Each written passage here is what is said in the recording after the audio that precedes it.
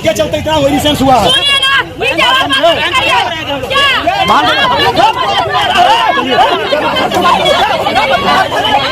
Golden दास ने जो प्रक्रिया अपनाया न्याय दिलाने के लिए। आप सभी साथियों को क्रांतिकारी जय भीम, नमो बुद्धाय, जय बहुजन, जय मूल्यवासी, जय हिंद।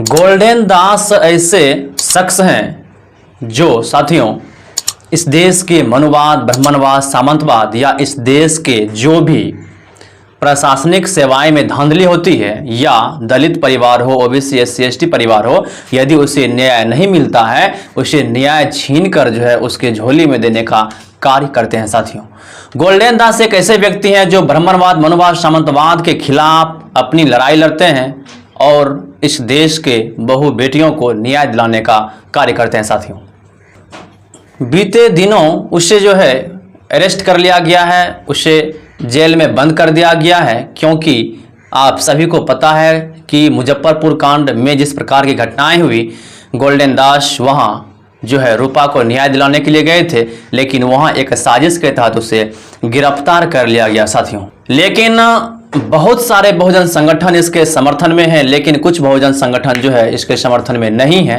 लेकिन जो भी बहुजन विचारधारा के व्यक्ति हैं वे सभी इनके समर्थन में है। साथियों, यहाँ तक कि जो एडवोकेट भानु प्रताप सिंह है और उसके साथ साथ जितने भी बहुजन विचारधारा के वकील हैं सभी इनके समर्थन में। साथियों, यहाँ तक कि इनके पत्नियों के द्वारा जो है सभी को, सभी राज्य के मुख्यमंत्री, यहाँ तक कि प्रधानमंत्री, राष्ट्रपति, सभी के पास जो है एक लेटर जारी कर दिया गया है। साथियों, उसे जो है आवेदन के तौर पे उसे लिखकर उसके पत्नी के द्वारा जो है सभी को सौंप दिया गया है। लेकिन बिहार के जो भीम आर्मी प्रदेश अध्यक्ष अमर ज्योति जी है, वे हमेशा यही बोलते हैं कि गोल्डन दास जो है असंवैधानिक किया, गोल्डन दास जो है गलत किया, उसे ऐसा नहीं करनी चाहिए थी। गोल्डन दास ने जो प्रक्रिया अपनाया न्याय दिलाने के लिए वो सही नहीं था, तो उन्होंने जो अपना प्रक्रिया अपनाया उसके वजह से जेल में है। अब सोचने का बात यह है कि गोल्डन दास गलत कैसे किया और क्यों किया। क्या सच में गोल्डन दास गलत हैं? क्या सच में गोल्डन दास जो है गलत किया? क्या सच में गोल्डन दास संविधान के विरुद्ध जो है कार्य किया?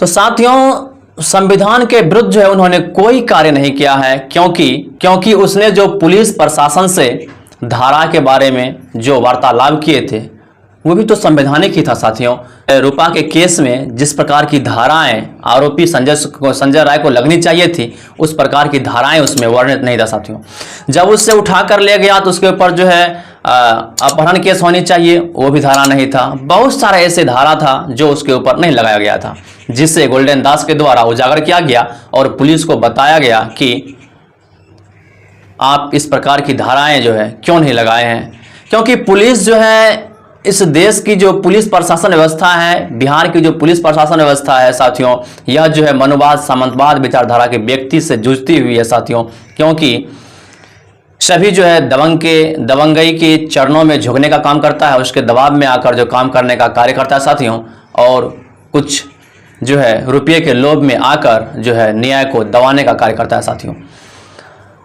तो अमर ज्योति जी को लग रहा है कि जिस प्रकार से उन्होंने दरोगा से या वहाँ की पुलिस प्रशासन से प्रश्न पूछने का काम किया वह गलत है।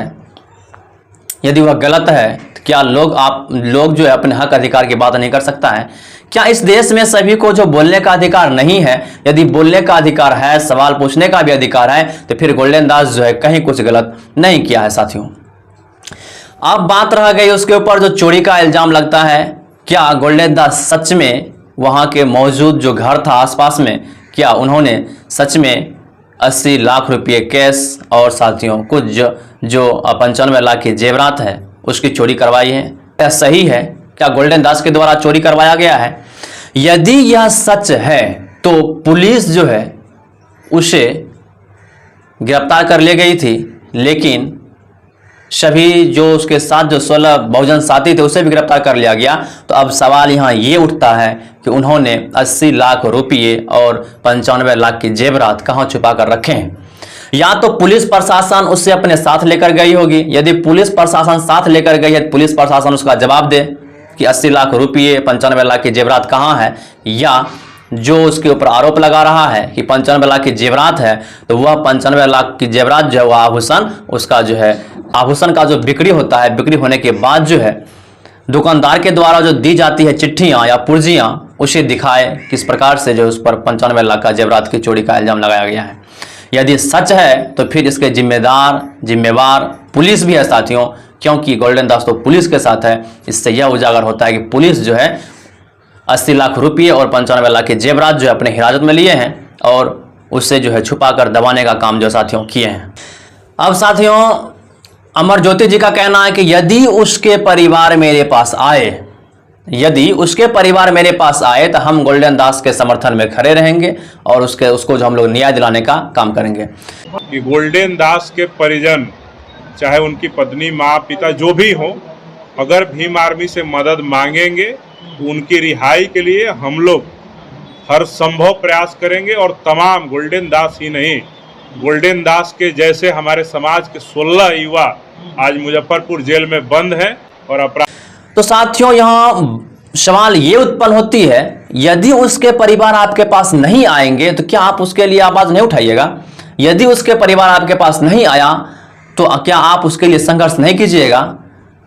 यदि नहीं कीजिएगा तो फिर आपके अंदर जो है सच को सच और गलत को गलत बोलने की क्षमता नहीं है। आप जो आंदोलन कर रहे हैं, आप जिस प्रकार की आपके अंदर जो विचारधारा है, फिर उसमें ये सोच आपकी जो साथियों संलिग्न नहीं हो पा रही है, क्योंकि इस प्रकार के विचार जो है साथियों बहुजन के विचार नहीं होते हैं।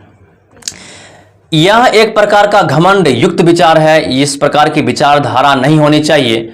अब देख लीजिए, कहीं यदि रेप की घटनाएं होती है या किसी को अत्याचार होता है, उसका परिजन आपके पास नहीं आता है, आप या हम लोग खुद जाते हैं, उसकी समस्या क्या होती है उसको हम सुनते हैं, समझते हैं, उसके बाद उस अनुसार से हम लोग उसके ऊपर कार्रवाई करने का जो है पुलिस प्रशासन से अपील करते हैं। लेकिन आप जो इस तरह से बोल रहे हैं कि उसके परिवार यदि मेरे पास आएगा तो हम उसके समर्थन में जाएंगे, और आप जो आप एक तरफ ऐसे ही बोल रहे हैं कि गलत किया गया है गोल्डन दास के साथ, तो आप किसी एक बात पर कायम रहिए, ना कि एक बार इधर एक बार उधर जाइए। यदि आप उसका साथ नहीं दीजिएगा तो फिर कौन उसका साथ देगा? यदि हम लोग बहुजन या बहुजन विचारधारा के जो व्यक्ति हैं, इस देश में जितने बहुजन संगठन है, यदि वह गोल्डन दास के समर्थन में नहीं उतरेंगे तो क्या मनोवादी विचारधारा के व्यक्ति का भी उसका मदद करने के लिए आएगा?